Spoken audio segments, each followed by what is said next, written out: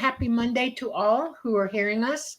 We're coming to you live from the beautiful city of New Orleans in Louisiana at the United Public Radio Network at 107.7 FM and the UFO Paranormal Radio Network at 105.3 FM. We are on Facebook, we are on Roku, we are on Rumble, and we are on YouTube. We have a wonderful show tonight with somebody we love. And she's returning because there's just so much we missed in the first one we want to continue on with. I want to thank our sponsors to our network, Carnation. You guys are awesome. We love you very much. So as the saying goes, to you, Preston. Thank you, Dolly, and thank you everyone for joining us on episode, can you believe it, 98 of The Light Gate. We're so close to number 100. Very cool. I, of course, am your host, Preston Dennett, or co-host, and my lovely co-host is Dolly Safran. So we are very excited, as Dolly says, about tonight's guest. She is a repeat guest. We love her dearly. She's got a new book out. We'll be talking about that. I was just going through it. It's really interesting how it affects you as you read this book. So we'll talk about that. I've certainly got a few things to say about it. All good. But before we bring in our host, let's just say a quick hello to all you lovely folks in chat. We love you so much. This is just always so much fun for me. And I know Dolly always looks forward to Monday nights as well. So thank you all so much for joining us. Truly appreciate it. Let's see who we have here today. A nice little crowd already. Lori Seawick, thank you for being here. And we have Scarlet Fire. Change is, I love this. Change is more than you find in your pocket. Be the change you want to see. Yeah. Awesome. That's very lovely. Thank you. And we have Peak, who already has something very nice to say. I love your books, Karen. Thank you so much for writing and publishing them. They're a treasure to humanity. Very kind. Thank you, Peak. Thank you. I've already got your questions all starred up. Get your questions in early, folks. Would love more questions, the better. Always makes the show more fun, I think, if we can interact. Michael, have a fantastic show. Yay, episode 98. Love you, Michael. Hi, Kaylee. Love. Yes, hi, Kaylee. Hope you're doing well. We have Arvo, one Love Light Gate family. Buckle up. Yes, we're going through the light gate. Okay, we have, hi, it's Alicia. Empathy, love, peace for all in Indiana. I've got a few cases in Indiana. Okay, we have the unbelievably kind and generous Namaste. Thank you, Namaste. We have our endless gratitude. Can't say it enough, how much we love you. Because of you, we continue to do this show. It helps us so much. So thank you, thank you, thank you. Okay, who else do we have here? We've got quite a nice crowd. We have Teresa Levine. We have Jay Kirschman from Virginia and Mountain Dan from East Tennessee. We have the Owlman. Happy Mondays. Thank you, Owlman. 77. We got Scuba Maru. We have Tim Houston. Yeah, I just found out we actually reach 150 countries. That's amazing. And that includes Australia. Hello, Tim. Good morning. We have Louise from New Jersey. We have Janie Mashburn. Awesome to see you here. We got a lot of familiar faces. I love how you guys show up every single Monday. It's very cool. We got El Mohican saying, hi, Dolly and Preston. And Kaleidoscope Eyes, Knoxville, Tennessee. Very cool. We have Relly Astistio, more power from the Philippines. Wow, we are reaching wide. That's very cool. Thanks, Relly, for joining us. We got Walking Trees. We got John Schaefer. We got Philip Emery. Love from the UK. Good morning. Good early morning to you, Philip. Wow. Thanks for staying up. Okay. Or waking up early, I might even say. Star Orchid. Oh, good evening, beautiful people. That's so kind of you, Star Orchid. You guys, just amazing. Thank you, thank you, thank you. We have Tim Houston. We have the Astral Tourist. We have Becky Duncan. Big party on episode 100. We got a great guest lined up. I've been trying to get him for a while. Probably should have thought of doing a Q&A, but maybe 101. What do you think? Okay. Yvonne Duquette. We have Sue Mulligan from Dublin, Ireland. Wow. I still want to go to Ireland one day. We have Maya Shanti. We have Cindy.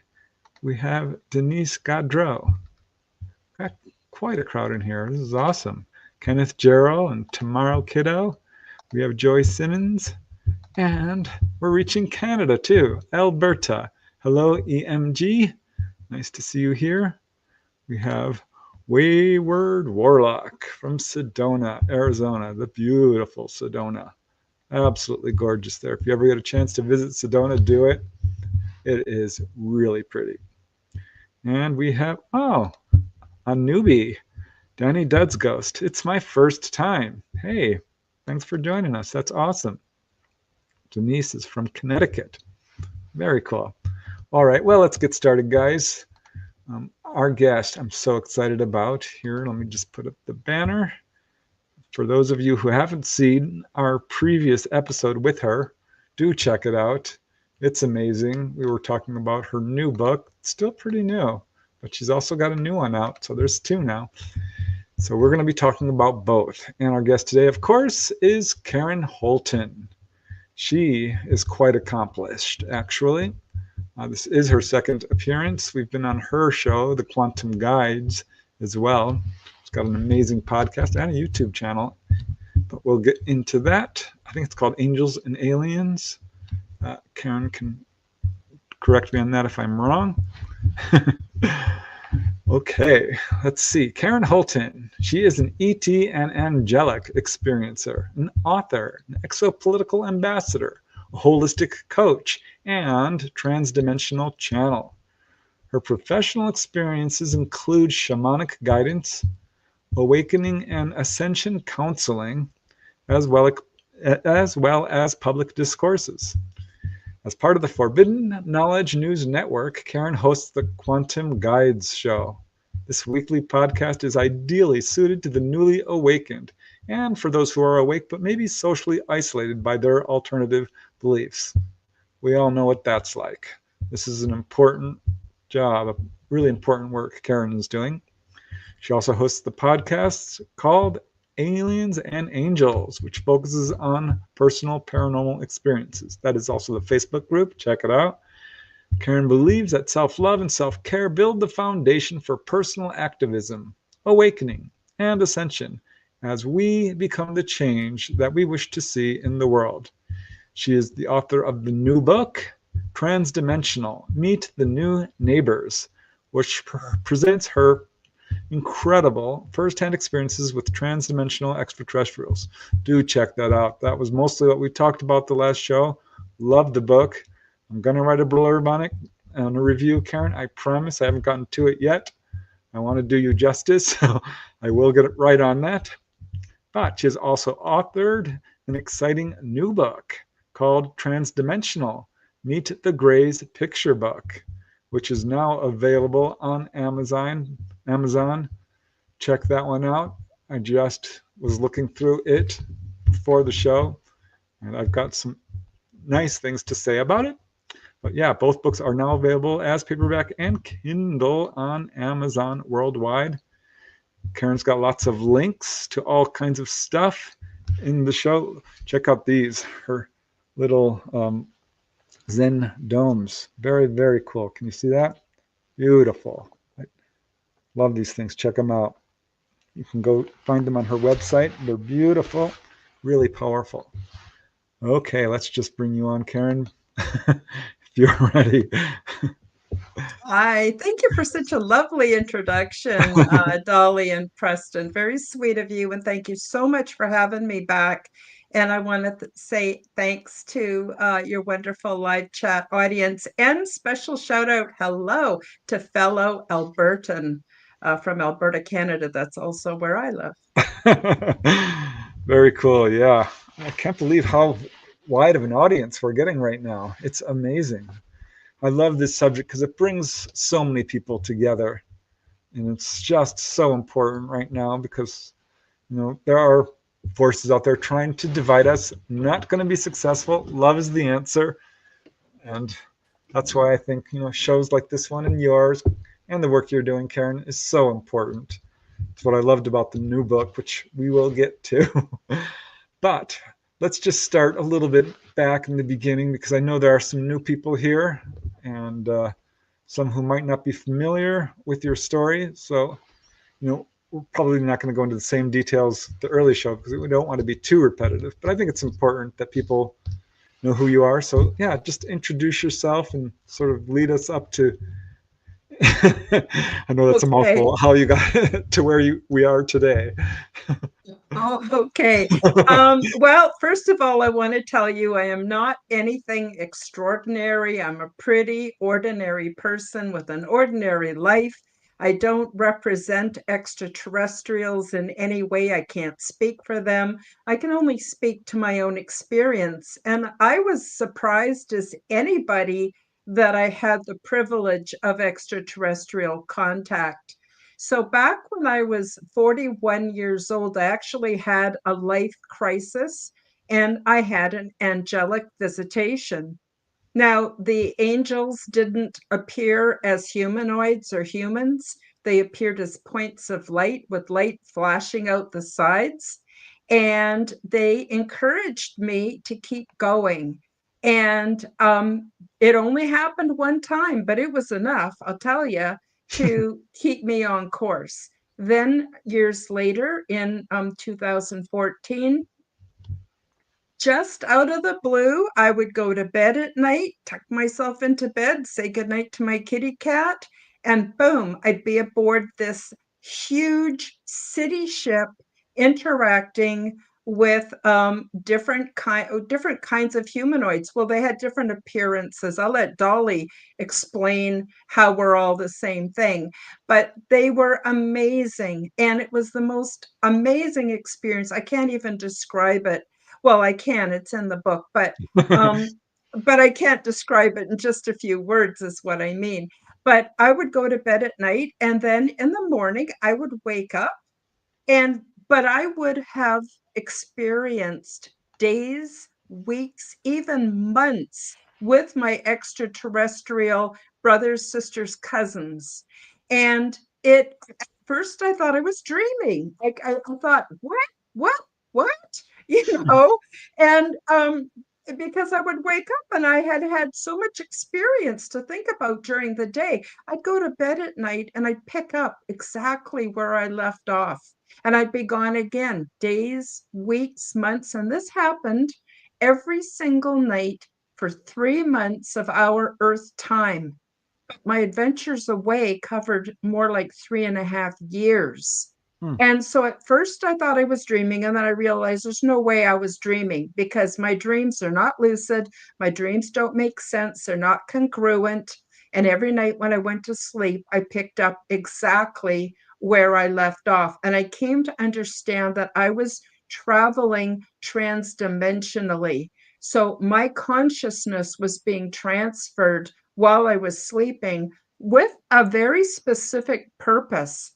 Now, after this started happening and I realized that I wasn't dreaming, then I thought I was crazy. I had never heard of any kind of phenomenon like this. I'd heard of spaceships coming and beaming people aboard, or lifting people, anti-gravity through the ceiling and up to the ship and in blue light. Then it didn't happen like that for me. I don't know how I was transported. All I know is that I had these adventures aboard the big ship. So then I thought I was crazy. Like I thought I had maybe schizophrenia or something like that. I didn't know. Like I said, I had nobody to talk to about this. I had never heard of this. I didn't know what was going on. But eventually I got used to it. And then after about 3 months of our Earth time, it abruptly stopped. And I realized it was because it was an enormous amount of information for me to then process. And I knew that I had remembered what was going on, that was sort of like a special gift because they knew I would write a book. They knew I would tell the world about what their life was like, what they're really like. And the narrative that I offer is very different than the mainstream narrative. You know, you hear a lot about the secret space program and different ET races being at war with each other and at war with humans and human slaves on Mars. And you hear all these scary stories, or you hear horrible stories about my labs, you know, ETs working with the military, torturing people and all this stuff. Whoa, you know, my experience was very different. It was a very peaceful, loving education. It served a specific purpose. And it took me literally years to sort out exactly what happened, make sense of it.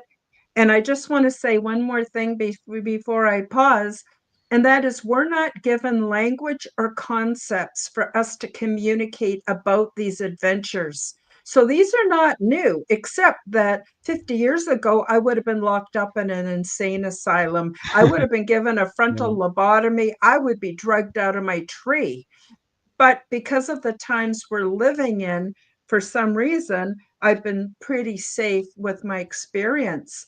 But I think it's important for people to know that that I experience nothing but love, and I'm filtering my experience through my own realm of my own perceptual arena. Oh, hi, Tennessee, Kentucky, Bigfoot. He's actually a friend of mine, and so I'm using language the best I can to describe what I experienced. But we're not given the concepts, we're not given the language. And when we try to talk about these experiences, people just think we're insane, or worse yet, that we're evil. And we're neither. We're neither. We're messengers. Would you agree, Dolly? You're muted, Dolly. Yeah, I've got little agents on me. Sorry about that. Yes, I 100% agree with you. You're speaking from absolute truth right there. You know, we are, everybody's in a different place at a different time. And when experiencers come in contact with ET, they're looking at ET through the lens of what they already know or understand. And sometimes that means they have to disseminate or work out what the heck just happened to them. And sometimes it takes a little while. Sometimes they'll literally wait for the next one to like have questions to be answered to them to help them through what it is they're going through. ET does do that from time to time. It just depends on who you are and why they're contacting you, you know? And So- but they pretty much will give us what they know we can handle.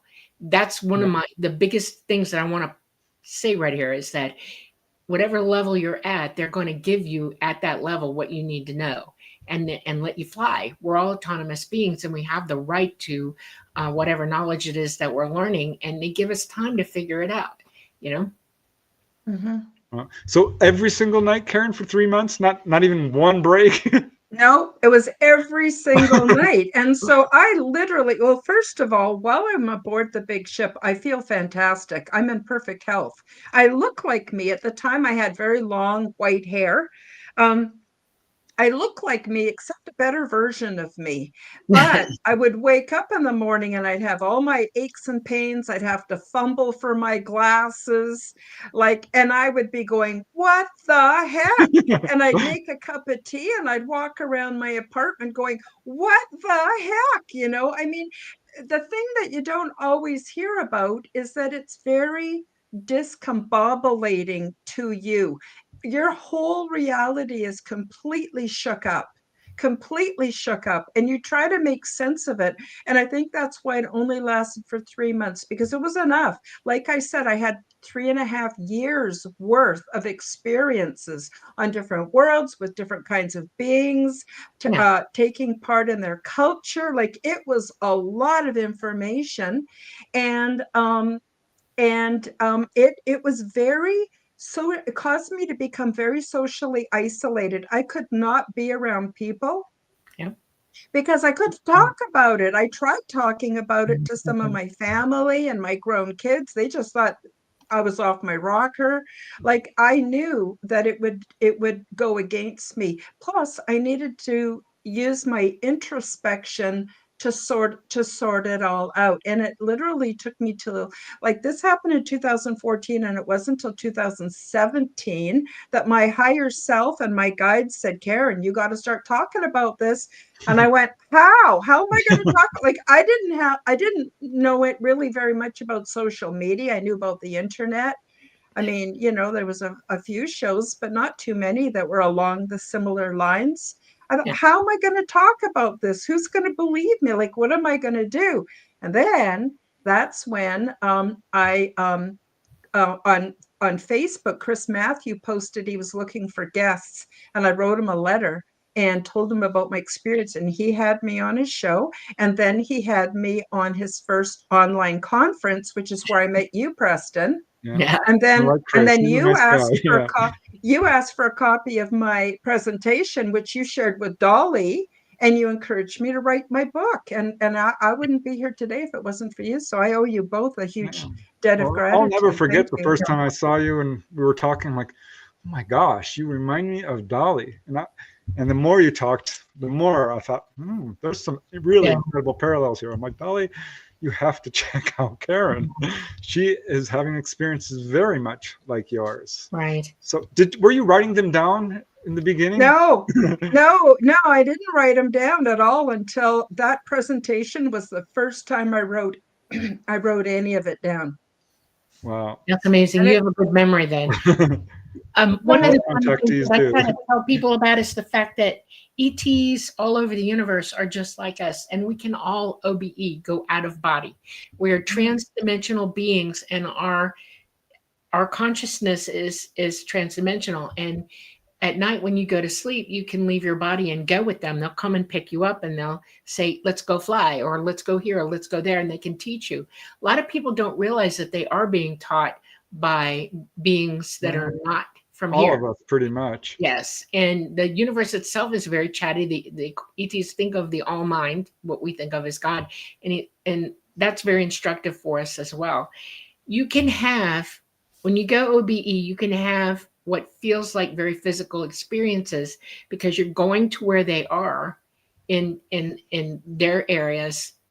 You can traverse that amount of space-time in no time flat. So they can take you there and you can stand upon their ground, and it feels real to you. It is real, actually. You're still a real body. Your consciousness has matter. It's matter. The astral body is more real in some way. Yeah. There you go. That's the key word. So when Karen was talking about it before, I realized, oh my God, they're teaching her astrally. I don't know though, because I think it still could. I mean, you would know best, Karen. It's your experience, but you were eating on the ship, right? You can eat and everything. Did you go to sleep? I lived, I mean, they don't Sounds. have, where the ship is. So this is a little different than other people's experiences. The big ship, which is like a city ship, it's massive with millions of beings on board. It doesn't sit in any one specific place. So I just want to do a quick imagery for everyone to understand. If you imagine in your imagination a giant daisy, and imagine that it has over 100 petals on it.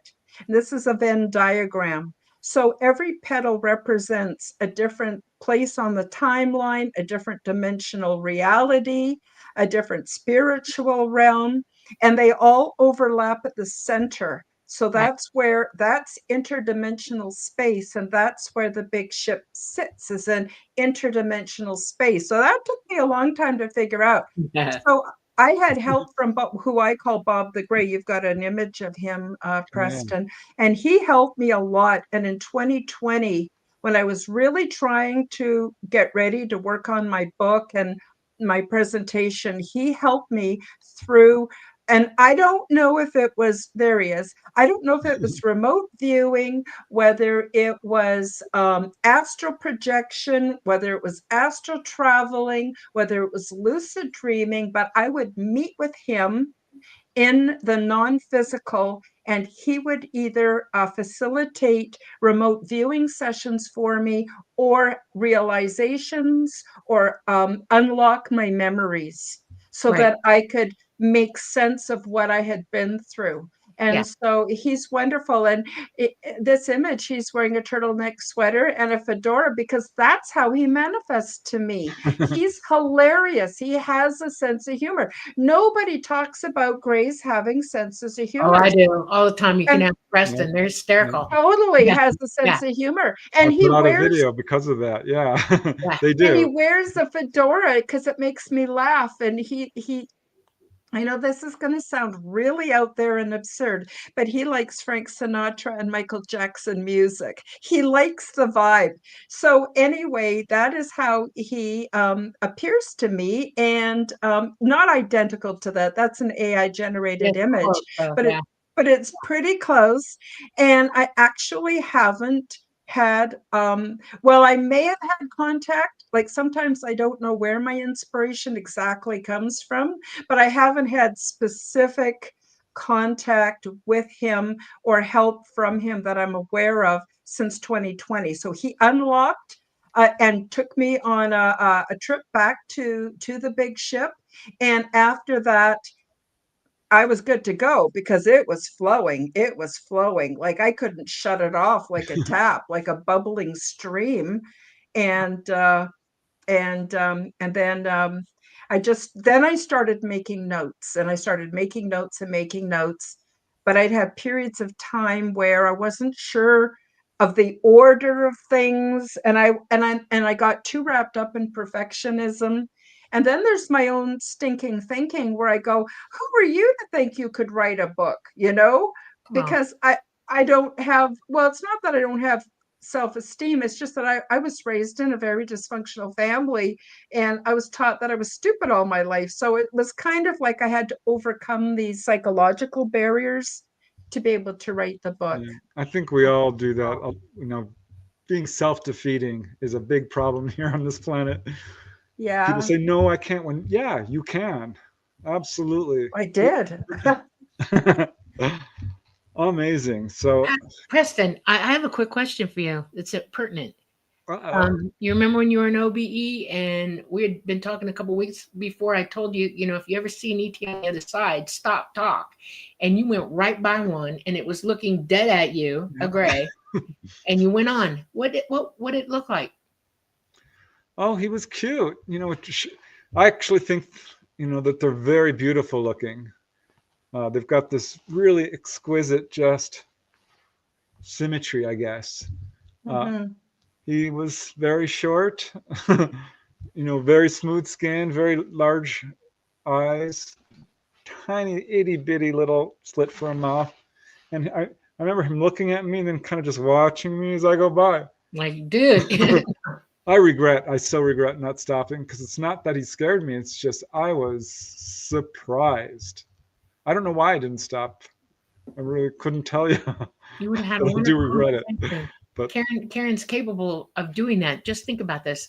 You know for a fact that we can eat on the other side, that we can do Yeah, anything we want. Everything yeah. is physical to us. Physical, okay? I've never slept and woke up. Well, That's well, because you haven't been pulled in by them to do exactly what they did with Karen. Karen was there is. for a reason. See what I'm saying?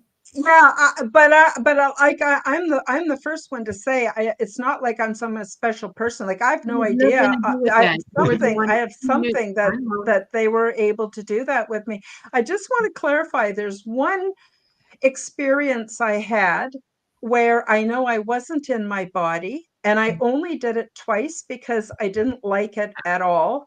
And Okay. that is, they have these clone bodies that are like one size fits all. When my consciousness was occupying a clone body, then you don't eat and you don't poop and you don't sleep, and you're only in it. It's not meant to be permanent. It's only meant to be temporary when I needed temporary physicality.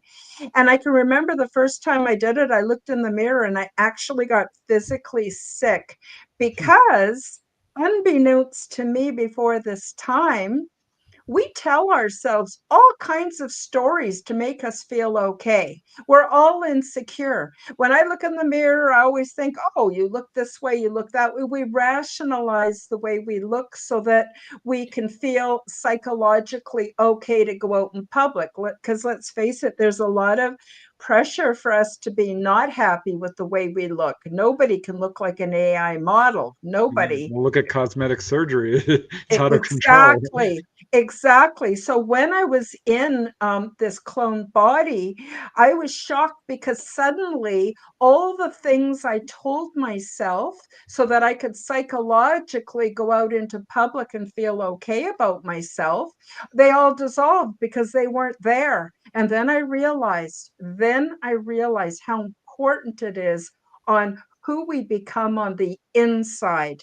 And Right. that experience was really important because it helped me to bond and get closer to my ET cousins and brothers and sisters because it no longer mattered what they looked like on the outside. Does that make sense? Yeah, that's Yeah, how that the makes pilots, the total sense. craft, that's how they're indwelt by fifth dimensional beings.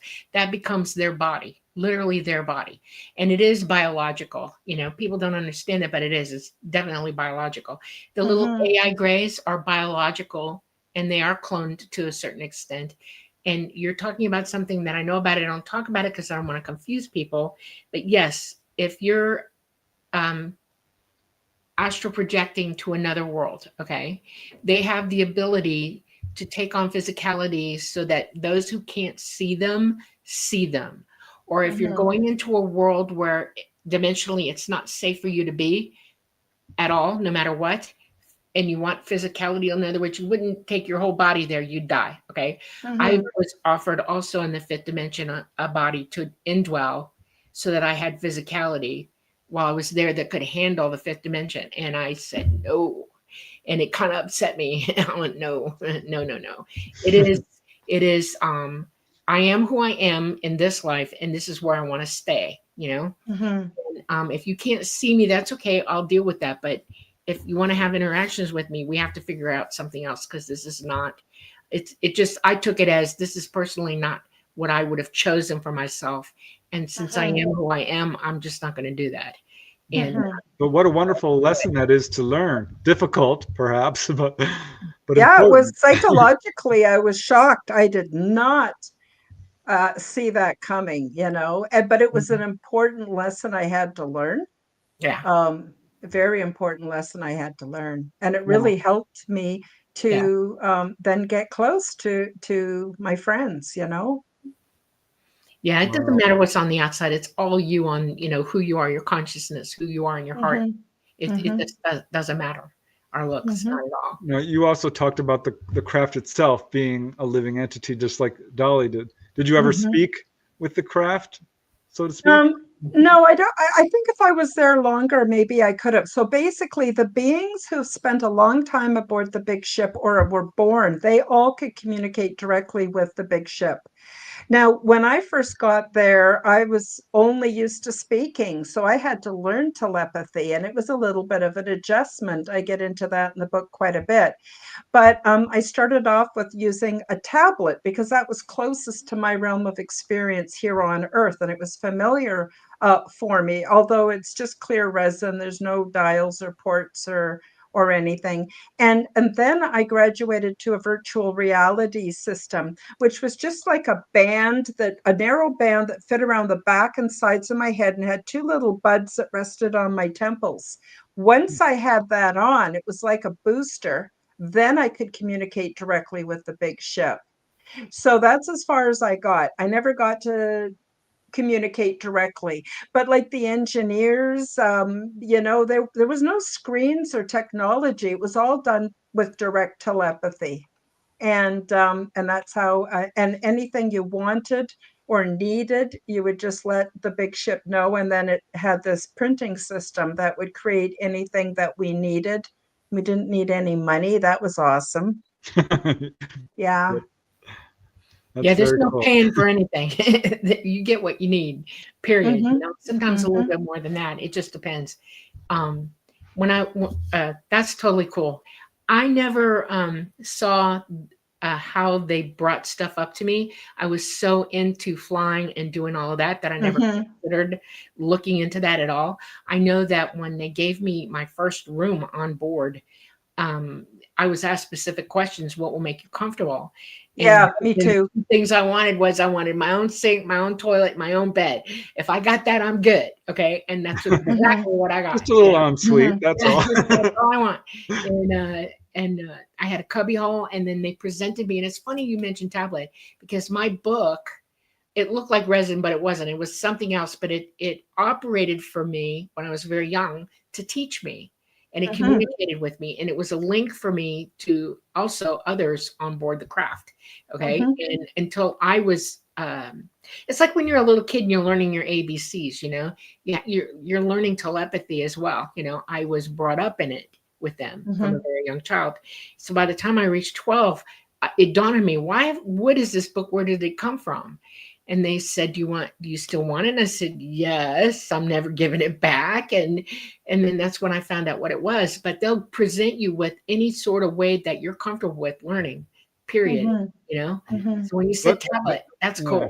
That's an important word right there, comfortable, because it reminds me of a lady I interviewed who was taken on board, and there was a carpet, and there was a couch, and there was a flat screen TV and an easy chair. It's like, this is like a doctor's office. I know of a case in the Middle East somewhere, same thing, shag carpet. And this is an important detail which comes up in other reports, and people are saying, well, this clearly shows that these aren't even extraterrestrial. Like, hold on a second, you're making assumptions here. What I think the problem is people don't realize how truly advanced ETs are, not only psychically being able to communicate with the person to what makes them comfortable, but being able to actually produce it. Because they're saying, well, this is symbolic. I'm like, I'm not sure I would go there, because this is, I think, exactly what you guys are saying. This is what other people have told me. Because people are they're really concerned with our comfort level. They're lovely, lovely, lovely beings. They are lovely. Like, they're peaceful, they're kind, they're mild. You can have your opinions and nobody argues with you, because everyone's entitled to free thought and free will. And it's just the hardest part of this, guys, was to come back and face mainstream Earth reality. Culture that shock. is the hardest part of this.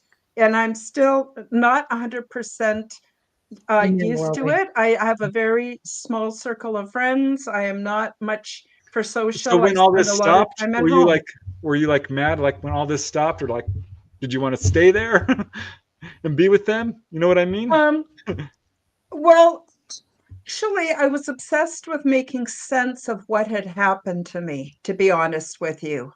And I knew it was for a purpose. I absolutely knew it was for a purpose.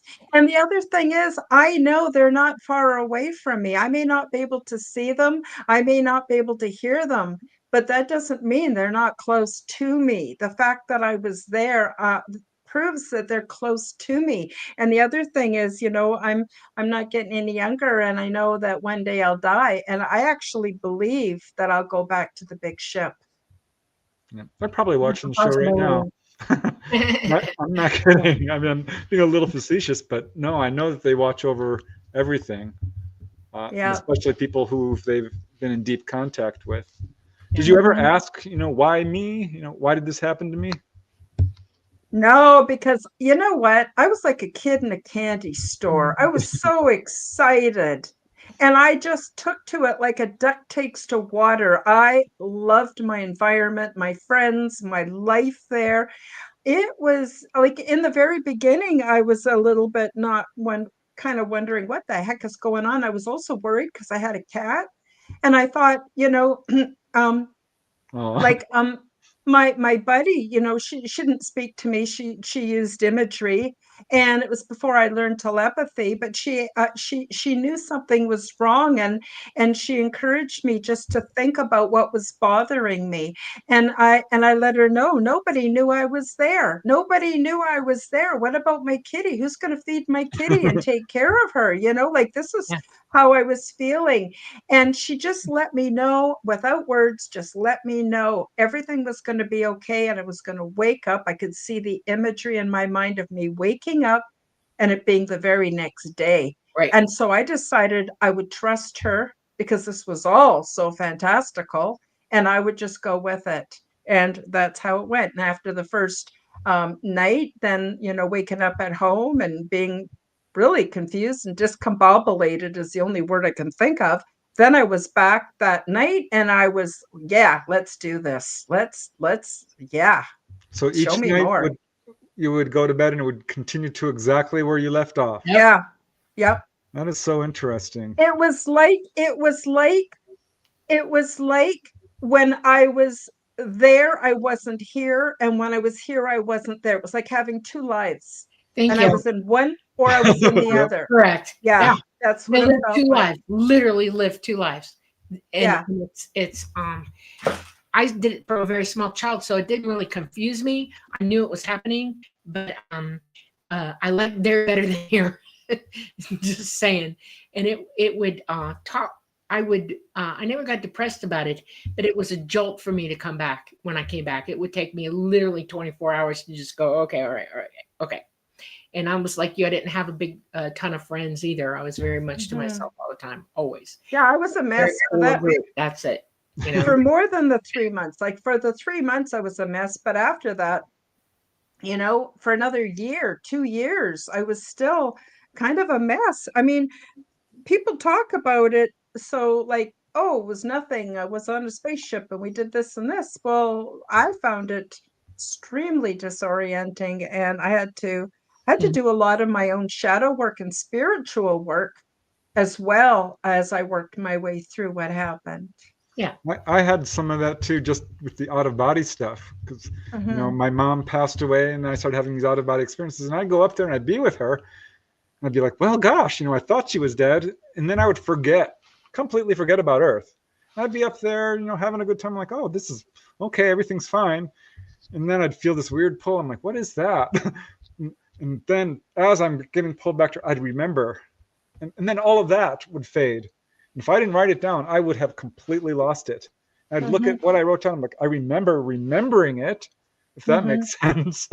But I'm so glad I wrote it down because, I remembered bits and pieces and stuff, but it wasn't until 2020 when Bob helped. I call him Bob. That isn't his real name, but I call him Bob, and he doesn't mind. And and ever since then, it's I don't know. It's weird because I have all kinds of memories from when I was a kid and stuff, but I really have clear memories of everything that happened. Like they're crystal clear. Because you are lucid. You are 100% lucid through the whole thing, and you can't lose it. It's still there. You have to sit down and calmly recall.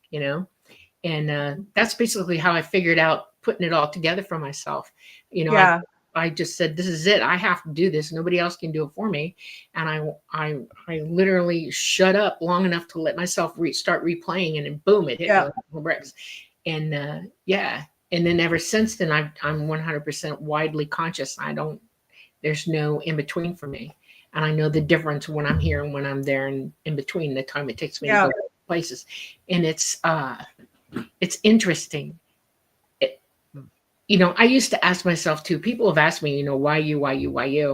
And I did finally sit down one day and like almost demand, I was almost begging at the same time. You gotta help me.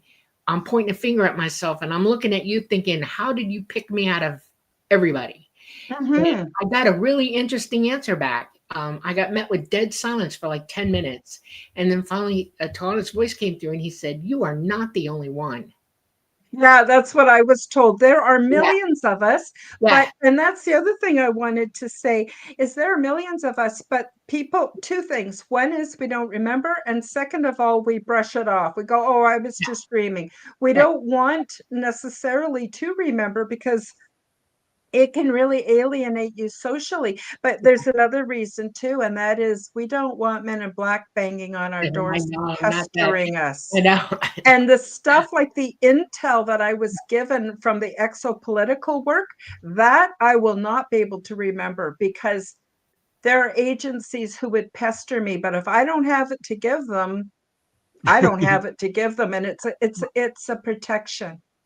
Can you imagine one day when people suddenly wake up to all the stuff that they've had happened to them and did not even know it?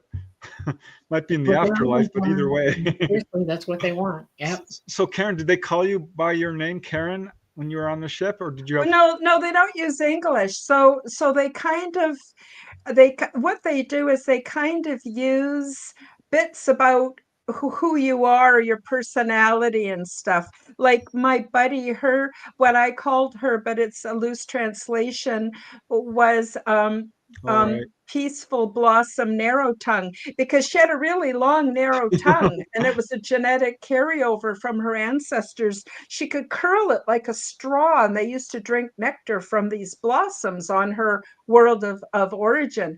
And I was sort of known as impulsive helper human, because I was always wanting to be involved in everything and curious and kind of impulsive, which most of them are just laid back. They are not that impulsive. I mean, not that they're not, Yeah. but and that's sort of how I was known, with a physical like image of me in the mental state, and then those sort of Yeah. attached Yeah. meanings rather than words. So My do you, name they called me by is in the language of the tall grace. Okay, so I'm going to say that to you, and then I'll tell you what it means. They called me Ora.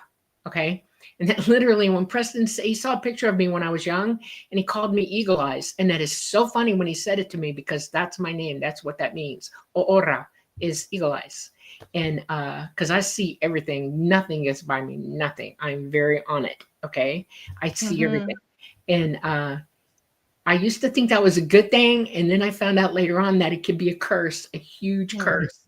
And I was like, "Is it good or bad?" He's like, "Well, I don't know. You decide for yourself." So, yeah. that's very interesting because I didn't enter another contact. He was also called Ura. Really? Yeah, I remember I showed that to you, and you're like, "Oh my god!" That's my Like, name. Ora. Yeah. Ora. Mm. That's So funny. do you want to know what these beings look like? Yes, we would love for you to go through that with us. Absolutely. Okay, so first of all, they look very much like us, except most are taller and have wider frames and wider hands and feet. Their faces are more symmetrical, so they look actually more beautiful than us, because their, genetic code and everything is in good repair, whereas ours, some of us are not so much, right? And and they come in all kinds of different skin tones. So I would say the majority of skin tones were some shade of brown, from light to dark brown, but some were kind of orange, and some had sort of a blue tinge, and some were pale like me, and some were even paler than me, had almost no pigment at all. Most had in Now there were quite a few that were like maybe 4 feet, 5 feet tall. So they weren't all taller, but most I found were taller than me. But proportionally, they have larger heads and larger eyes, much larger eyes than us. But the reason there are so much difference is because they come from many, many different worlds. So I have an image here. This is AI generated, not a selfie snapshot. And the woman in the center represents me, and I had really long white hair at the time. And you'll see that the being on the one side looks very close to human. You might think she was a beautiful model if you saw her out somewhere. And the other one is more what we would consider, yeah, that looks like ET. So there was a huge range of these appearances, but most of them looked very much like us, but they were all incredibly healthy. So that was another really hard part of coming back and going to the supermarket to buy my groceries and seeing how sick we are. We are so weak and so sickly. It was shocking to see the difference, because these beings are all in perfect, beautiful health. So then there were some that had some what I would consider unusual adaptations. So here on Earth, we have some creatures like octopus or octopi, I guess, and chameleons, where they have sensors in their skin that can pick up their environment. And I met beings that also could do that. But there was no deception. And what was interesting is they like to wear very bright sort of complicated patterns in their clothing, and then their skin would pick up the same patterns, and it was, Interesting. Wow. yeah, it was really quite beautiful. So that was one huge difference. I have And a then question. I want to keep you on that for a minute. Yeah, Yeah. I want to hear more about this too. Okay. I've had there are beings that I've seen who, when you first meet them, you swear to God you're looking dead at a tree or a bush or a flowering bush or whatever. You can't. It's like when you see them, you sit there and you think, "Huh," and then all of a sudden they'll bring in what they really look like, and you see the clothes around them that they're wearing. You go, "Oh, okay, Yeah. but they love the trees. I don't Are know. they humanoid, Dolly? Yes, they are, but they Well, can camouflage. actually, aboard the big ship, they have what we would consider sports and competition. And these beings, what they do is they have a set or like an auditorium that has all kinds of objects and things in it. And then they have to hide by blending perfectly with their environment. But the catch is because they're telepathic, if they don't shield their telepathy, we'd be able to pick up on it. So part of the art of what they do is to be able to remain psychically very still as well. And so Wow. us in the audience would try to find them. And it was kind of like hide and seek. And it's a throwback from the world they come from, where they had to hide for survival, right? So a lot of these beings, the different adaptations they have serve their indigenous groups when they, long before they got to be living on big ships, city ships that had different kinds of people. Really, they're people on it. When you say different clothes, did they wear pants and shirts like we wear? Do they wear dresses? Were they Well, jumpsuits? when they're not playing that game, when they're playing that game, they're naked because they have to blend right in. But when they're just like on board the big ship going about their business, they always choose these beautiful, bright fabrics. It looks like some of those patterns they had in the 1960s, the psychedelic with the bright oranges and pinks and greens. And they always, I don't know, they just like those bright colors and they wear them, but their skin also picks it up. So yeah, they Did were you tell them was it they were, cotton or leather or nylon or spandex or? I don't know. I didn't Whoa. ask. I didn't think to Fiber. ask. It's natural. They made fiber out of almost everything.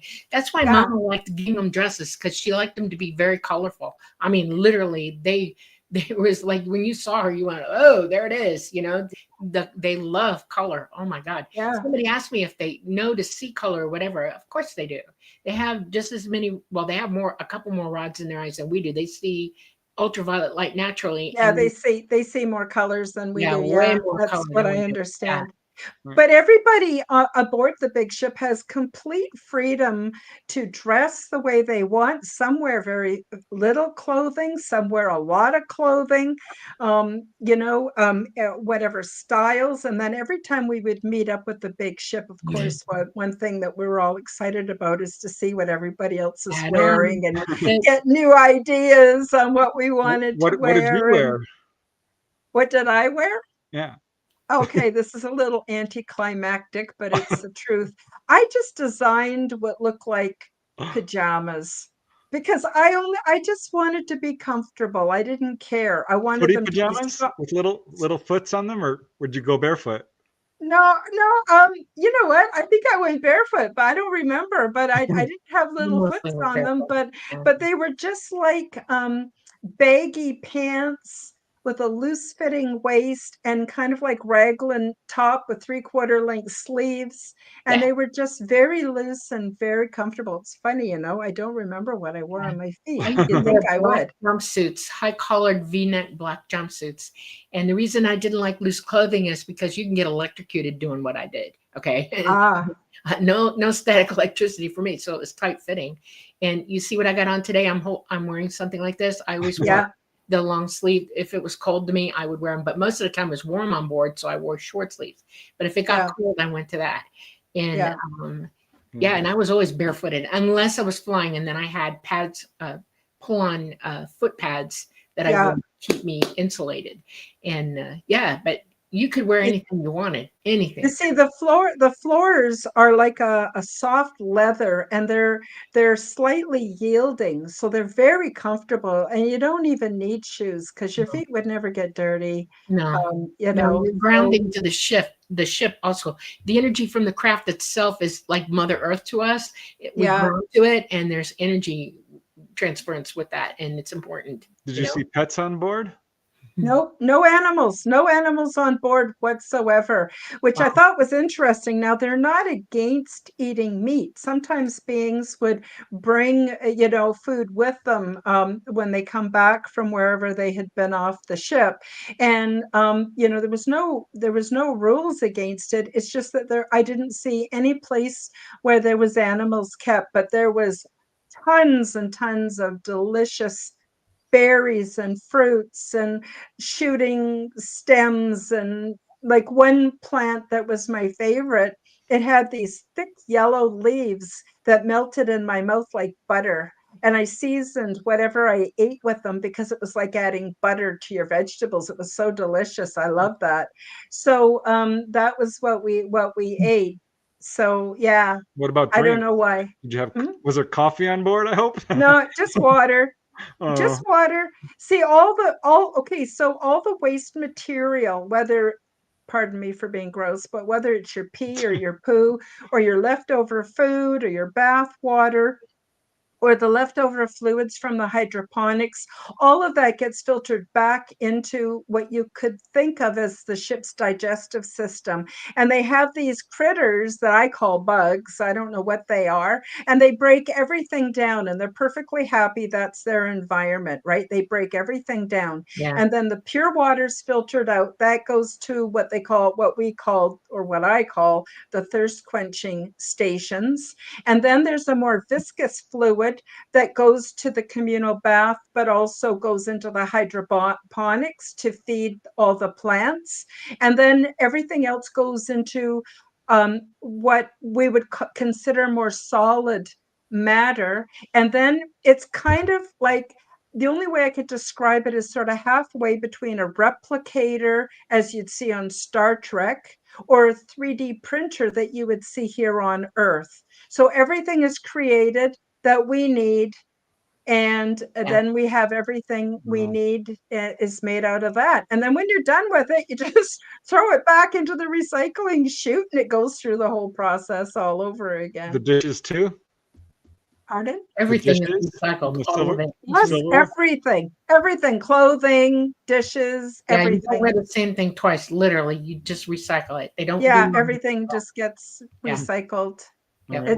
It's Well, it's actually part of the ship's natural biology. It needs to do it, and we like it, and yeah, it works. yeah. all right. I want to segue here to something we were talking about before we started the show, about like who these beings are and our relationship to them. And how do you look at them, as family, as friends, or all one species? And Dolly can speak to this with some real Well, clarity. But I'll how do you? just say that after I had that clone body experience, the way they looked physically to me just kind of didn't matter. The same as if you have friends that are from China and from South America and from Africa, they're just your friends. They're All just right. your friends, Yeah. right? You don't think, you know, you might, when you first see them, notice some, you know, a little bit of skin tone difference or something, but basically it's irrelevant, and you don't see it anymore. And the same was with So you didn't with look upon them as different species so much. I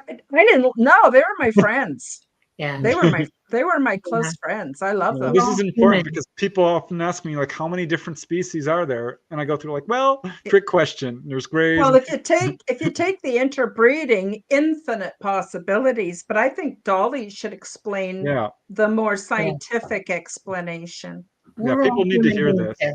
On this planet, we're all human beings. We're Homo sapiens sapiens. We are not different races. Our race is Homo sapiens sapien, human. Okay. And they are as human as we are. We all have the same DNA all the way through the universe. They look differently, and we look differently from one another because we live in different ecological niches. If you live somewhere where it's 24/7 sun outside and it's hot, the melanin you're going to produce is immense. You'll get a wider nose because the air is hot. You need to breathe, you need to cool the air off before it goes up. People who are Nordic tend to have less melanin and long, straighter noses that are thinner to give it time to slow that air down so it heats up before it hits your sinuses. Yeah. We have different physicalities, okay, ethnicity, and it's DNA driven. When you live in a niche ecologically for long periods of time, generations, y'all are going to evolve into what that is. And this is what this is throughout our universe. Different worlds, we all have different niches and ecological components to our daily lives. Some have less gravity than we do. I think we're probably really heavy gravity here. I've never been anywhere more heavy than here, but I've definitely been less gravity. They have, they don't, because they're highly evolved, they're way above us on the evolutionary scale. In other words, they have, they're billions of years in excess of us scientifically and emotionally and mentally and, morally and all of that. And they absolutely will not let themselves get polluted. Their health is their number one priority. You can't function as a person or human properly to live here and learn what you got to learn without being on your A game. Okay. So you're talking to people who know that we're all interbreedable with one another, and we do. Now, I want to make a point here. On this planet, there are people who don't see race, that they see the fact that we're all human. They don't care what you look like. And people say, oh, you're hybrid or you're inbred or you're outbred or, mixed breed. No, that's not how this works. You're all human beings and you can breed with one another anytime you please. Well, guess what? So can ET, because they're just like us. It is amazing to me that we are conditioned to think that the way we do here. And you have to step away from that and see what life is really all about. We are a grand blueprint of what Homo sapien is, or human. And that is, we all have hands and feet and legs and arms. We all have a head. We all have two eyes. We all have a mouth, a way to eat, sleep. We have children the same way. It's all the same. We just dial up our DNA slightly differently, but we can breed back and forth for that. So when you meet a lot of ETs on a mothership, okay, what you're looking at is the grand, beautiful expanse of humanity and how it interprets itself over and over and over. And we need to catch up to that. We need to realize that we shouldn't be against one another or think we're better than one another, because we're not. We're all the same. So the way we classify life on our planet, kingdom, phylum, order, family, class, genus, species, is that useful? I mean, a species, when you're talking here about a species, if you're talking about the human species versus the canine or the other species, birds, all the different species that are on this planet, we are one type of species here. That's how we look at it. Okay. It's phylum is plants, things like that, the order of the pyramid of life. Okay.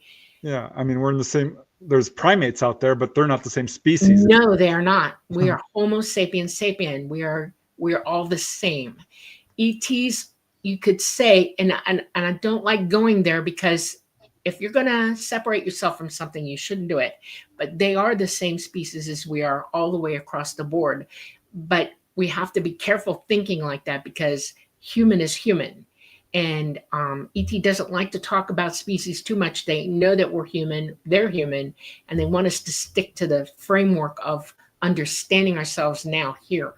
it's important that we get that under our belt first, because too many people walk around and they say, no, we're different. No, you're not, not at all. So Well said. Yeah, I agree. And it's difficult to, kind of get this idea across to people, because ultimately the ETs do try it. They try over and over again. We share a common heritage. We are you, you are us. We are one. we're all I think one. you really get a sense of that when you're having these experiences. I had a very brief onboard experience that was fully conscious. I do have memories of being on board, but like you said, Karen, I was like a kid in the candy store. I could not have been happier. Actually, Mama, Dolly's main contact, came up to me and says, "So, is this what you thought it would be like?" And I said, "No, it's much better." And Much I would better. have stayed. I honestly would have stayed, given the opportunity. Yep, Almost like going absolutely. home. A lot of people here say that have had contact. I hear this a lot. A lot of experiencers say that I feel more at home with them, that I feel like I'm going home to them. And you probably do feel that way because you're closer in unity with them than we are with each other. And it feels like home to us with them. That's why. Because Absolutely. And I always cry when I say this because it really comes from my heart. Being on board is like going home after being away for a long, long time. It always cracks me up. I'm sorry. I can't help it. I get emotional because it's like going home and it's so warm and so beautiful and so positive. And it really bothers and boils my blood that all these people are making up all these stories about war and them fighting each other and all this stuff. No, I never saw any of that. Did you see Sorry other to people interrupt from you. Earth? No, I did not. I did That's not. interesting. But in orientation, I wasn't the only one that was there, and none of us knew exactly why we were there, and everyone was a little bit different. So I kind of knew that they weren't from Earth, but they weren't that far away, and we couldn't communicate because they all had their own languages, which I was completely unfamiliar with.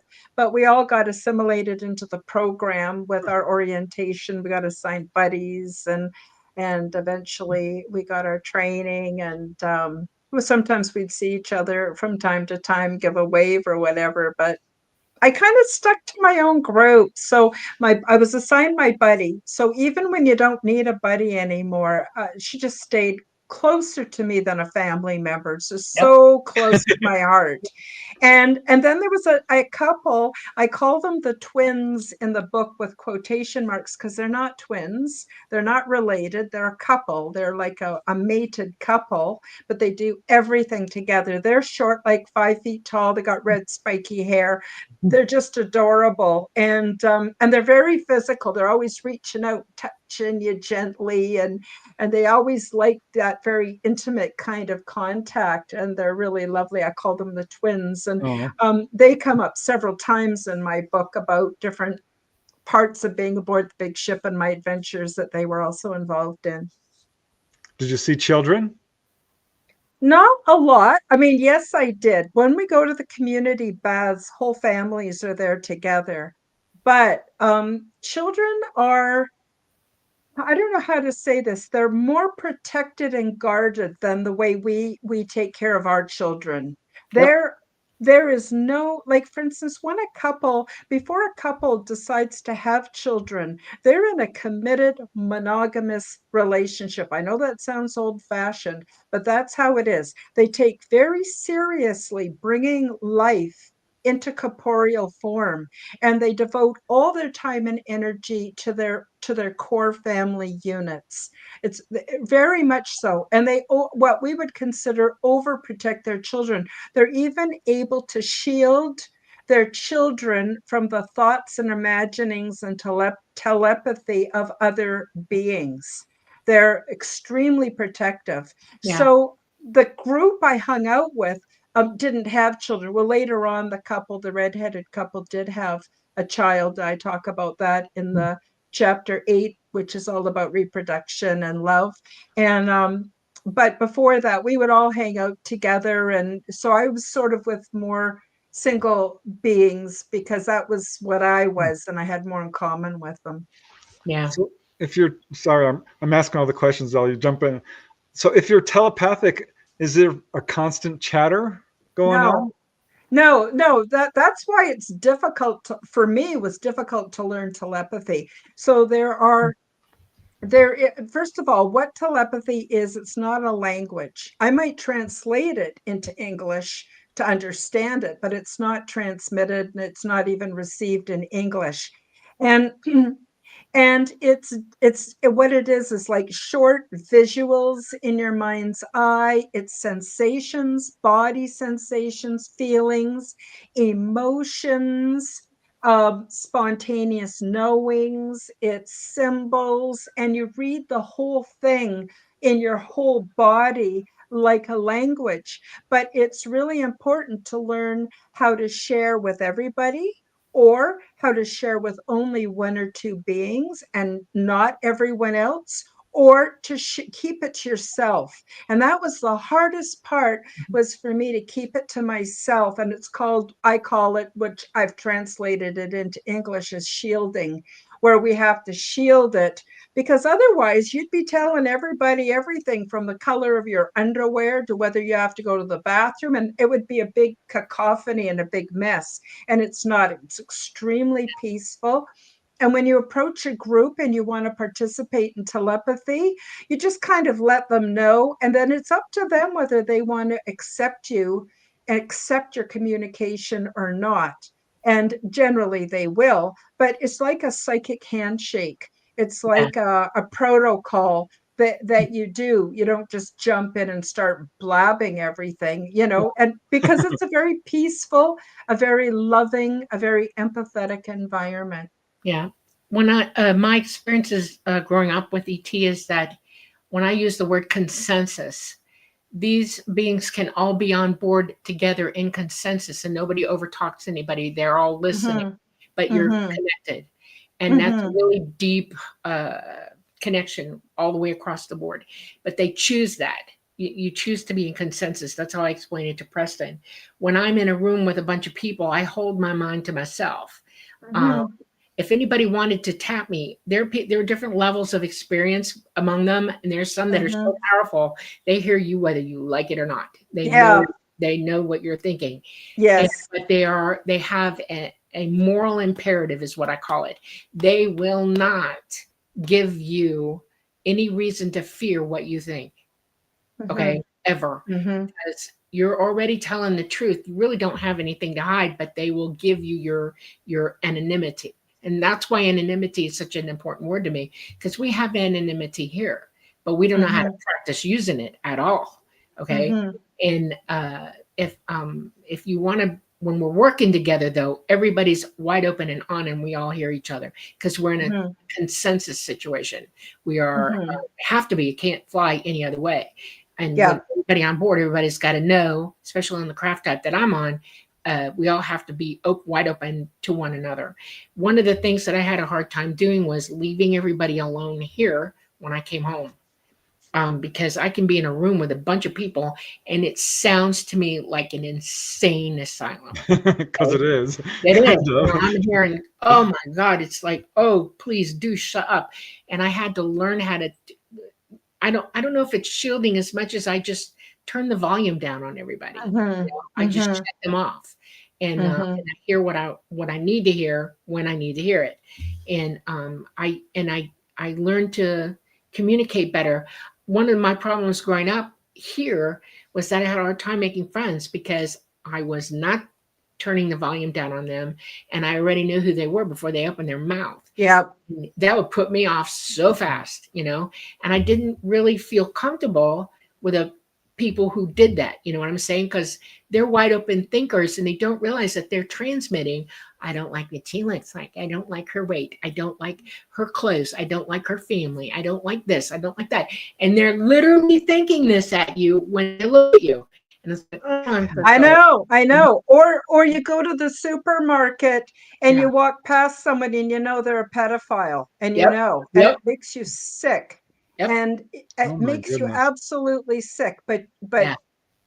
And even growing up, some of my parents' friends were really creepy people. And Yeah. I knew, and you're supposed to all be polite and nice to Right. them Yeah. and ick, you know? So I hear you, Dolly. I hear you. Other people, and a lot of people have some really disturbing thoughts and obsessions, I have to tell you. And They it's do. another reason why I have to be careful who I'm around. I know that sounds, but unless you understand, you wouldn't understand, and that's Yeah. okay. But Somebody said something to me once. I wish that we could have the kind of communication where we could hear each other's thoughts. And I'm I know thinking, you don't. I know. No, you You're don't. not Well, ready we for can that. work into it. I Yeah. mean, when you're on the ship and it's different because ET's everyone there different. is. Yeah, well, they ET's don't have those different. thoughts. They've They're evolved to the not point that they're not screwed up. thinking all that crap. Yeah, excuse my French. I mean, it's serious. They don't think all these horrible thoughts. No, they're not screwed up. In fact, it would be disturbing for them Yeah, to they hear. get Like talked to that. we would get Yeah, together with other city ships, and different beings would come aboard, and they'd give these telepathic lectures about their lives. Well, I couldn't do that because the way things here on Earth are, it'd be so disturbing. These beings are at our next level of development. They put away they have, yeah, animosity and bad feelings and yeah, jealousy and anger and resent. They don't have any of that. They've worked their way through all that. They're extremely loving, patient, yes. Wow. kind, No harm. mild, safe They would give beings. you They're their just last amazing. toenail if you needed it. I'm not kidding you. This is the kind of, Pardon? they would give you their last toenail if you You needed would. it. You know, They would. it's insane to me that we have people walking around here who think about taking things away from people all the time, or Yeah. hurting or harming them. And it's like, oh, stop. Did it ever occur to you to help somebody instead of zeroing them to harm them? Why don't you zero them to help them? Do And something then from them. we got to come back and be here. And it's shocking and disturbing. Barry. And for the rest, you're spoiled. Well, no wonder so many people forget, because they wouldn't be able to re-embed themselves back into the social reality, you Right. know? And, so it does have its price, it's not all, well, it's Right. wonderful when we're there, but at least I know. And that's why I wrote the book, because I want to tell people this is what's possible for us. We could live like this, and it's not that hard. We just got to practice and try every day. Right. So when we last had you on, the book had just come out. Yeah. How has been the reaction to it? I know we were talking a little bit about how some people react with just vile and heinous comments. Well, but to be others honest are with you, very those are people who haven't read the damn book. Pardon my language. right. You know what I mean? Anybody who's had a negative comment is people who haven't read the book. So from the people that have read the book, they've been absolutely lovely. I think I've got 8, maybe 9, very 5 stars, positive reviews. I've had people write to me and they told me they wept like a baby when they read my book, because they understood that this is truly how it is. And finally, somebody's saying it. Like, I've had some beautiful, beautiful, a woman just sent me a picture today of her 92-year-old mother reading my book. Oh, wow. Wow. Yeah. So, I mean, it makes me very happy, very, very happy that I'm touching the lives of other people in a positive way. It makes me just so excited. And yeah. Okay, well, why don't we pop up a few questions here from chat before it gets And too then late? maybe we want to get into the second book on why I wrote it. Yeah, I would 'cause, love to know that. Yeah. here's one from Peak. And the question is, do you know of people ever choosing not to remember their experiences because they have ET children they'd miss too much if they remembered all the time? I expect that's a factor. Yeah, I would guess yes, but Dolly, you could address this one probably better. Yeah. They help you feel okay about it. You make a contract with them of an emotional contract. They don't take children from you You help them create life. And Karen said a very important thing here. Life is that important to them. It's not taken lightly. And anytime life is created, it is absolutely cherished. And if you're in that position with them, you know this when it happens. And so you choose to let that happen as it will. Okay. Oh, And it makes it easier for you to remember. I have 4 children, 2 of them by one Gray and 2 of them by someone else. And the 2 children, the Gray, I went through the process with them. It was an emotional bringing of life into. And the father of the children said, I will be responsible so that you can keep going the way you're going and do what you want to do. And they will always know you. There's never any doubt in my mind that that was going to be true. And then years and years and years later, I broke my elbow. I tea kettled down, head over tea kettle, down my brother's driveway an icy, rainy day, and broke my elbow really bad. And one of my sons came to help me and take care of me. And it amazed me. And it was very, very, very emotional. Now I have 2 other children. They're very young right now. And I have an identical twin sister who is with them. And she is responsible for them. She has taken that job on, and Mama looks in as well. So I know they're in good hands because my sister. I have memories of being on board and holding babies. Yeah, I suspect I might have a few there, but yeah, the thought of it just is very emotional. So I really don't go there a lot. yeah. Mhm. People on I this don't have planet, kids here. yeah, people on this planet,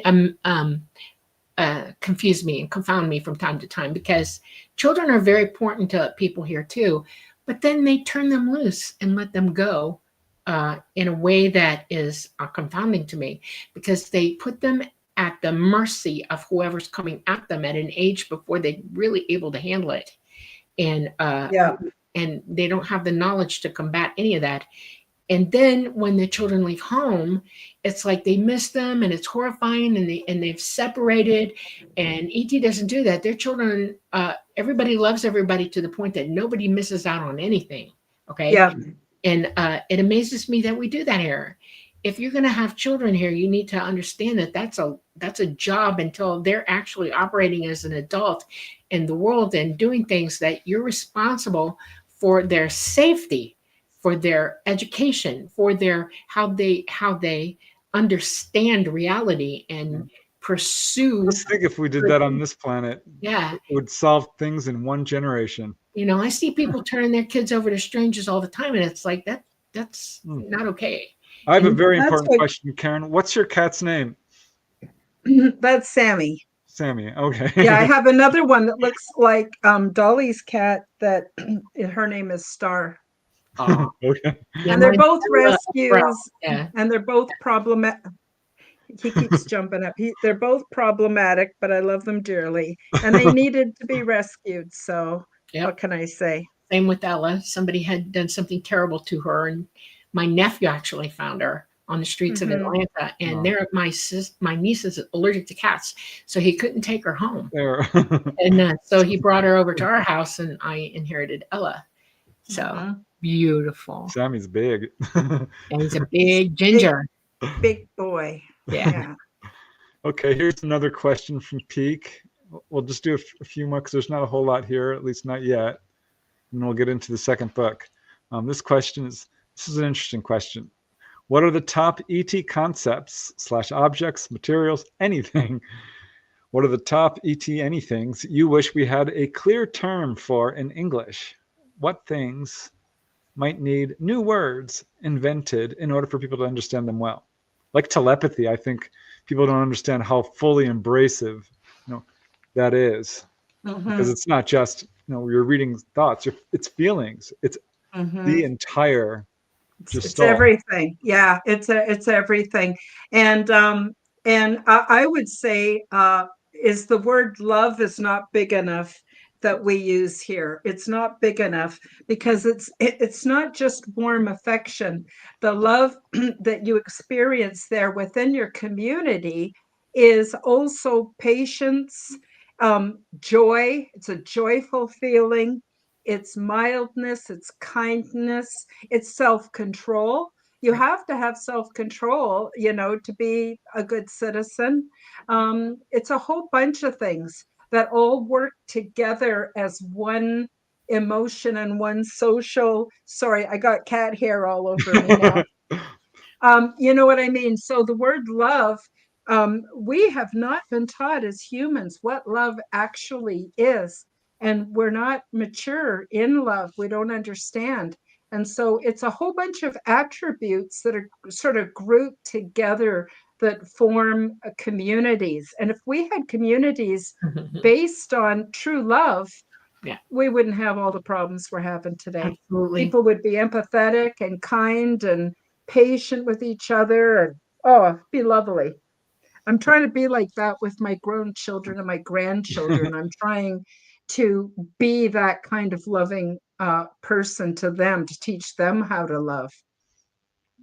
Very cool. All right. I'm loving these comments here. I love this one. Would love to see Karen's book made into an animation. That would be really cool. Yep, so would I. In fact, I think they should turn combination of symmetry and transdimensional into a feature film, a movie. You never know.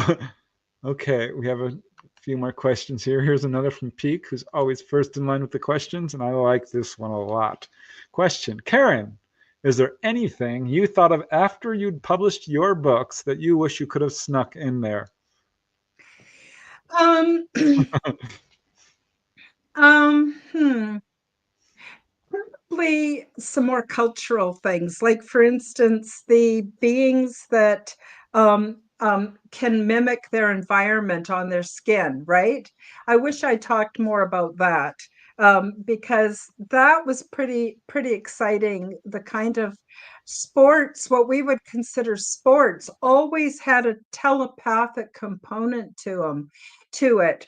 So, for instance, I don't know if you guys have ever seen Circus Soleil, but what they do just seems to defy possibility and gravity. Well, a lot of the so-called sports on board the big ship was very much like Circus Soleil, but even more dramatic.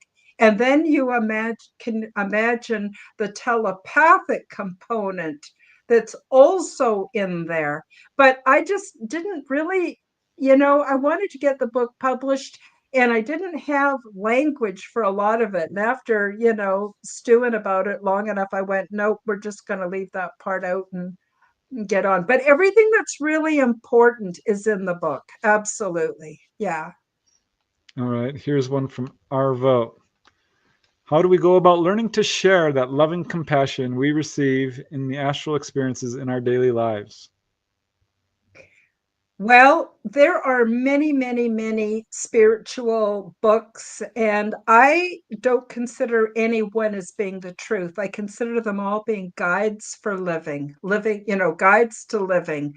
And so if the Quran does it for you, or the Bible does it for you, or the teachings of Thoth do it for you, when we boil it all down, they're pretty much speaking about the same thing. And my book, Transdimensional, Meet the New Neighbors, has a lot about spirituality in chapter 2, and also chapter 9 and chapter 10. And it's all there. But what I did was I demystified and boiled it all down to essentials that were easy to digest. But the information you would probably find, although it tends to be mystified on Earth here, in these books, and hard to digest. And I wanted it to be really simple and easy. So, yeah. All right, I've got about 3 or 4 I want to ask before we jump to the second book you just put out.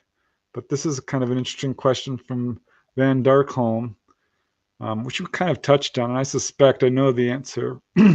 Question for Karen. I wanted to ask for her last podcast that I missed, how do ETs avoid unwanted pregnancies? Well, that's really interesting. So I have to talk a little bit about kangaroos so that you have an understanding.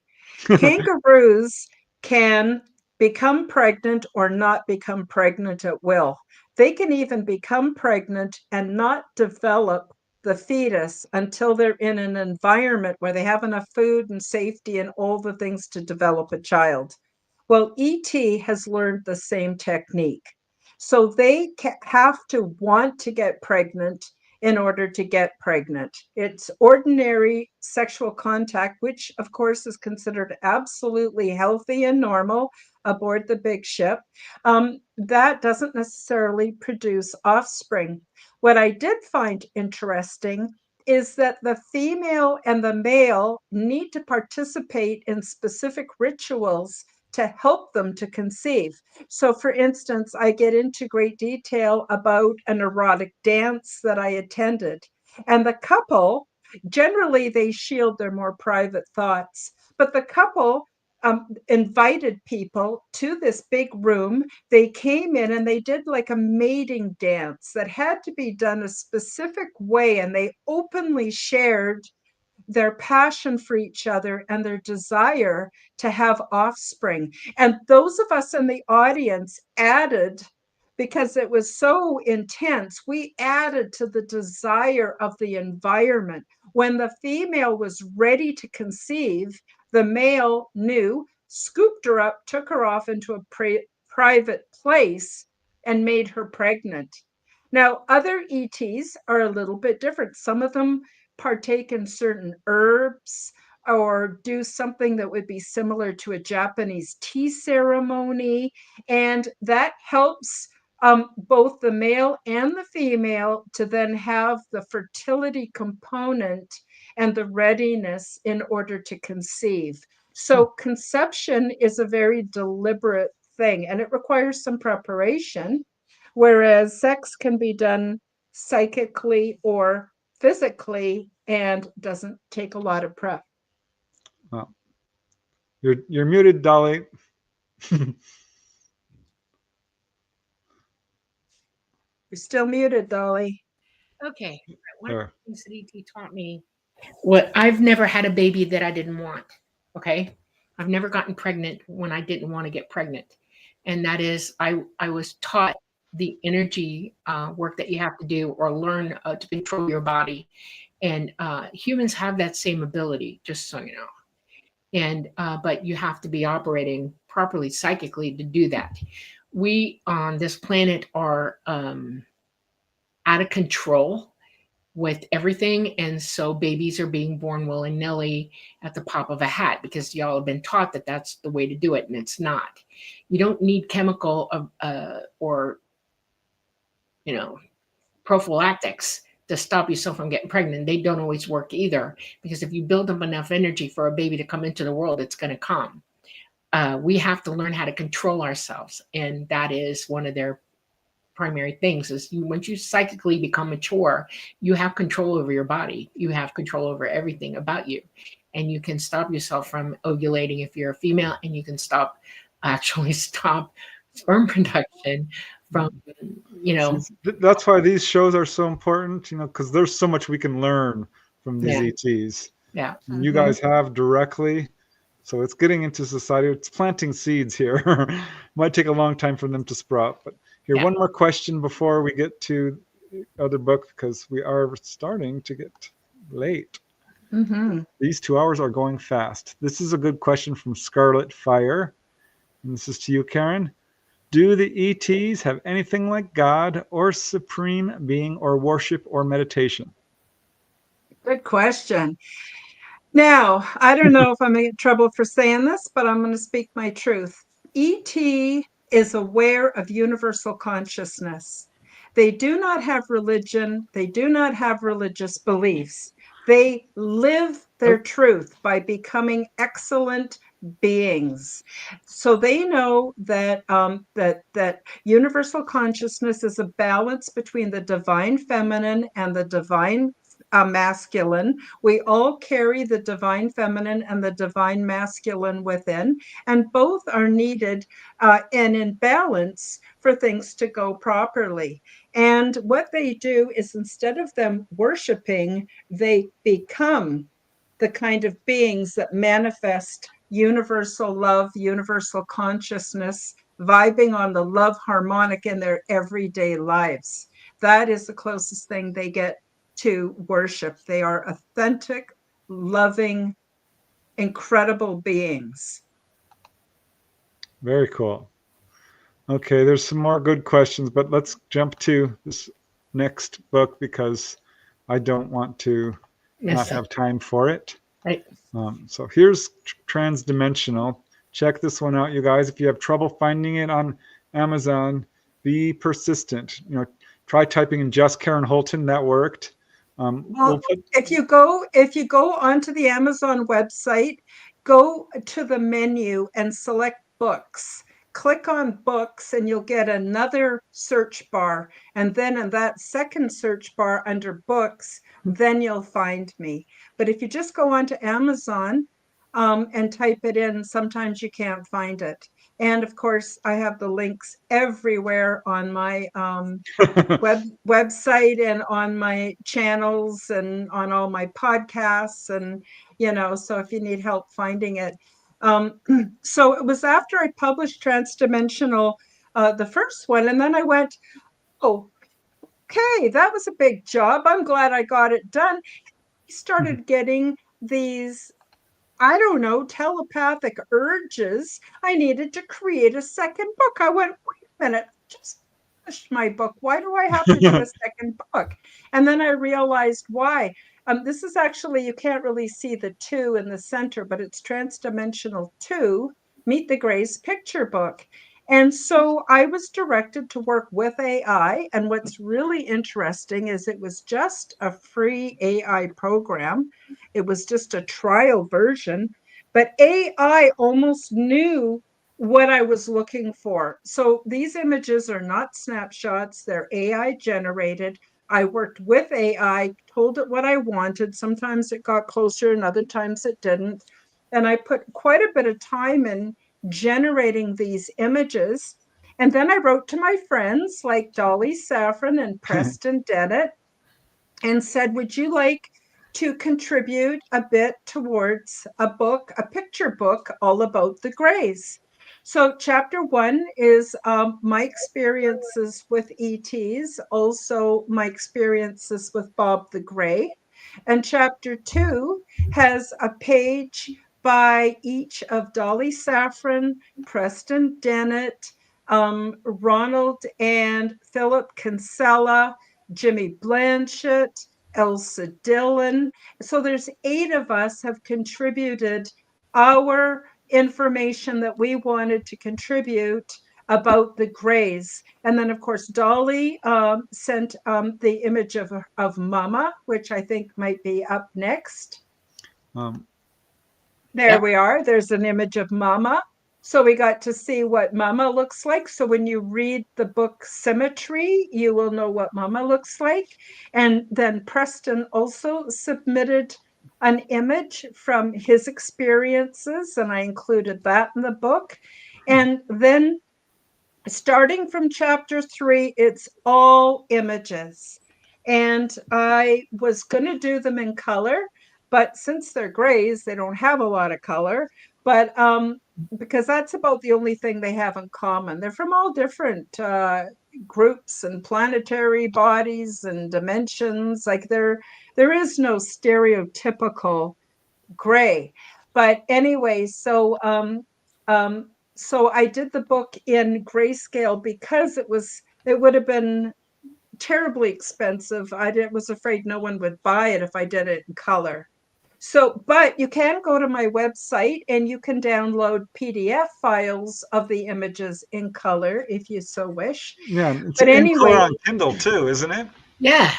Yeah, this book is also available on Kindle. Yeah, Kindle has the color in it. Oh, Kindle has a color. Oh, there you go. I think so, yeah. And so there's over 250 images of beings. I've got Grey males, females. I've got children. I've got hybrid children. I've got human looking Greys. I've got stereotypical Greys. And I've got what I affectionately called the Greys family photos, which is all different kinds of beings that you could classify as Greys. Now, the reason I made this book was because I believe, and I was directed, that we are at the point now where we're going to start seeing the grays on the news. They're going to start showing themselves to humanity, and we're going to start seeing them. And so I felt it was important for people to get used to humanoids that look a little different than us. You know, if you had been born, say, in the Netherlands and never saw anyone from Africa, you might be a little bit, surprised the first time you saw someone who had heavily pigmented skin, right? Well, the same thing is true for the grays. So I wanted people to get used to humanoids that look a little different than us. So that way, when they start making themselves known, we're not going to be in shock, and we're not going to fall for the government propaganda. So we'll be able to remain grounded, use our critical thinking skills, sort out what's being told us on the news and other mainstream programming, what possibly is real, what possibly isn't. And it's just so that we can get used to a different looks of humanoid beings, just so that we can get past the kind of shock and the surprise and start seeing the humanity in these faces, especially when you get to the images of the children. There you go. Like, what a beautiful, innocent face. How could you hate that face? And so when the news tells you these beings are here to capture us and give us anal probes and torture us, you got to go, bullshit. Pardon my language. You know what I mean? And get used to the beautiful faces of the children. This represents a hybrid child. You can see a little bit more pigment in its face, and its eyes look a little bit more sort of halfway in between. And we need to get used to these beings. So as I mentioned before, these are AI created. They're not photographs. I just want to be really clear. And when you see the families, you can just totally see the families. Some of them are kind of geeky looking, and some of them are more, got it together. And they're just all different kinds of beings. That, look at this one. The mama looks like she's pissed off. She looks like he did something right before they took a picture, and she wasn't impressed, right? So, so that is why I did the second book. I was compelled to get it out there so that people can start getting used to beings that look different than us, but are not that different than us. Yeah, this is a great idea. It was funny because as I was going through this book, this is not a small book. This is actually many hundreds of pictures. This is a very, very... Yeah, there's over 250 images. As you go through it, wow, you know that that's amazing. Hours and hours and hours and hours, actually. Yeah. It's funny because as I'm going through all these pictures, thank you for sending me a copy, by the way. It does something to your brain. It's like, wow. Yeah. You start to look at them and realize there is humanity here. These are people. Yes. And you start to really get used to the idea that they're not that different. They're really not that different at all. They're I don't know. not. It's hard to describe what it does to your brain. And these books are great that if you want to sit down and go through them with children, you can start getting children used to the idea. You can, I don't know. There's nothing inappropriate or scary or frightening or anything like that. It just helps to, I don't know. There's a that was sort of a more human looking. Go back one, Ray. Preston. Go back one. Not that one. Go back again. There, that one. That's more of a human like one of my kids. I kid you not. Yeah, I'm not joking. Yeah. He doesn't have the striations in his forehead, but he has a really long face and his neck is really long. I mean, long. Yeah. And he has that look about him. That's funny.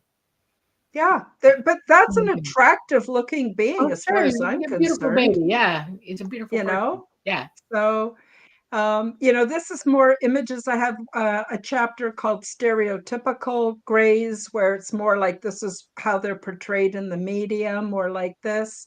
But either way, it helps you to get used to the looks. I like this. And you can see the humanity in them. And I felt I was basically, psychically directed to come up with this book, which I did. Yeah. Yeah, I was, really impressed by how it affected me because, I'm immersed in this subject day in, day out. But it's Mhm. really just interesting to just look at one image after another, and it really starts to affect you. Yeah. Mhm. And I think it's a wonderful tool for people. Exactly. It was a very clever idea. I can see why. Well, I was I was not expecting it seriously, to affect me that way. it just came to me and I couldn't not do it. It was like I was given a directive, the same as I was for the first book, that I needed to get it out and I needed to get it out now. Wow. And so I did. And I kind of do what I'm told when it comes from the spiritual realms. Thank you, Heidi. We love you. Heidi was just on the show not too long ago. So generous of you, Heidi. Gosh, we love you. Oh, here, Moonfire. Aliens are beautiful. That's what I found. Oh, When I yeah. saw Mama, the picture that Yeah. you put on the screen doesn't quite express the absolute elegance. She tilted her head like that, not just, oh, it was like just pure grace. It's unbelievably Hmm. elegant. Hmm. There's no real words You for want it. to know who tilts her head like Mama? She's passed away now, but Princess Diana used to do that. She'd go, Yes. and Yes. every time she did it, when I saw her do it, I was like, wow, that's got to be something, Maybe that's genetic because Mama would do it all the time, and every movement she made was perfect, perfect. Hmm. No, I mean, oh my, just elegance all the way through her body. Hmm. Very nice of Welcome. Thank you, you. thank you. You're Okay, welcome. let's see. We've got still 6 good strong minutes, so I can Okay. pop up a few more questions unless you want Yes, to please. add some more stuff. I just wanted to say that, as I mentioned, I do have PDFs available from my website that are in full color. Um, and once you have the PDF, you can do what you want with them, right? You can reproduce them, make t-shirts out of them, or whatever you want. And they're broken down into categories. So I have one that's the hybrid children, another one that's the Yeah. females, another one that's the males, um, and I also have the images from my first book in full color, also available on my website. And I have a bonus pack of images that are from the book that are not in the book, that are also full color. So it's called the bonus pack. Hmm. And each one has 35 full size images. Wow. And yeah, and I also sell from my website signed copies if anyone wants a signed copy of either book as Yeah. well. Not to mention So, these beautiful. oh yeah, Yeah. I sell I also orgone have a generators. butterfly. I also have a butterfly that Preston gave me. Oh, From you. wonderful. It's a Yeah. blue butterfly. That's Wonderful. my favorite thing in the world. And he Thank you. was leaving no, it's leaving Las Vegas. Las Vegas, and he threw it in my purse without me looking, and I found it when I was on the plane. I was like, "Oh my god!" And I was Oh, already a cell phone had to be off, so I couldn't even contact him about it till I got back home. thank I you. snuck it in there. Thank you for showing those, because I'm not a rich woman, and it costs money for me to have Zoom. It costs money for me to have StreamYard. It costs money even just to publish the They're so books. beautiful too. It Oh costs no! money for everything. And so I sell these orgone generators from my website, and they help me to cover my expenses, so that I can keep my website and keep doing what I do. And you know what it's like, guys. There's always Yeah, expenses. You need a very. new microphone. Eventually, you need a new computer. And, it's always something. And, people think we get all rich doing YouTube videos. No, it costs us more than what we make. Yeah. Yeah. All right. Well, maybe we have time for this question from Sly Martins. Can you guys talk a bit more about time? Seems like we're talking about different times happening at the same time. Yep. Yep. There's a time differential. That's all I can say. So I would be gone. I would go to sleep. I would go to the big ship. I would be there for days, weeks, even months. Like, I'd completely forget about being at home. Didn't exist to me, right? Then I would wake up And I'd be, oh my God. Now I would always know I was home because my body would hurt, and I'd need glasses. I didn't need glasses when I was aboard the big ship, right? And then I'd look, and here it was just one night. Yeah, So you I were don't know. you're Dolly, outside do you the, know how to describe it? yeah, you literally, when you went the way you did, you left the third dimensional time, space time, the arrow of time. You went outside of that. And so being outside of that, you could do anything you want for as long as you want and then come back and be right where you left. I've been taken out of time, and it's a weird situation because you can't go back in time. If you do, you will die. There's nothing back there. There's nothing for you to see back there. The only way to see back in time is to go interdimensional and look at it from that perspective. You can walk into it, but you're still interdimensional when you walk in to look at that time, because they have the ability to see all time dimensionally. Okay, all of it. Now I have been taken physically to another world, in within our galaxy, and I was gone for 2 months. That was the longest time I've ever gone. And they brought me back within a few minutes, like less than 2 minutes of when I left. And it disrupted me greatly to know that they had done that. And I said, how the heck am I? Because I've gone back in time, haven't I? And they said, no, you were interdimensional. You went to another world, clean across the universe, our galaxy. And so you can exist apart from yourself that way.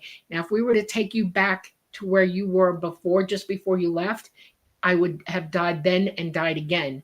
That's the paradox of time. You can't survive in the past. You can't survive in the future either. There is only now in this dimension. Outside of it, all time exists at the same, and you can live in it as long as you want and do what you want. That's how we're eternal beings. We're dimensional. We have a consciousness that is always on and doing and seeing. We're just in a heavy gravity well here, and we see things from this perspective. It's a big classroom for us in the third dimension. Yeah. And Earth, on Earth is the only place where you would have a 24-hour day. Right, because Earth only, we spend 24 hours, right, and we go around our sun 365, right? Yeah. It's so you could go to a planets. world. Yeah. You could go to a different world, and 1,000 years could pass, and you come back, and everything would be changed here, or vice versa, or slowed down. Like time is a kind of a funky thing to get the right. arrow of time. Einstein was right. It is the arrow of time. It goes forward, and you're only in the moment that you're in. We're only here for a second, and then we move to the next one. And you can't tell what's going to happen in the next second because you're right here. And you know what happened in the past because you remember it, but you can't go back to it at all. It doesn't exist anymore. It ceases to exist in the third dimension because we're following an arrow of time here. It's crazy. It is. All right. Well, gosh, we're out of time. Can you believe it? That's amazing. Holy cow. What a fun show, Karen. You're so amazing. I hope everyone. Thank you. Hope everyone gets your book. Thank you. Both of them. Yes, books. Yeah, and check out our website too. Those pyramids are really, really cool. I've studied them and looked at them, and they hold a certain kind of power in them, energy. And it's amazing to me that they do that. It's like, wow, you can feel it. They, oh my gosh, there's something going on with those things. It's amazing. Yeah, the crystals are under pressure. So the resin that they're in, when it cures, it puts permanent pressure on the crystal. And then they become what they call piezoelectric. And then they hold a charge, and they're actually drawing from 0 point or from quantum space. Yeah, they have energy in them. It's crazy. All right. I'm just going to pop up one more quick question because it's an easy yes or no from Jay Yarbrough Mersey. Is it possible to successfully request connection with ETs to be invited on board such a craft?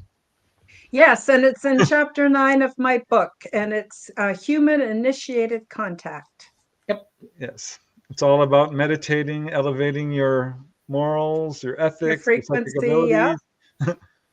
All right. And they're waiting. Trust me, they're waiting. They want you to make contact. They do. They want you to, for sure. Yep.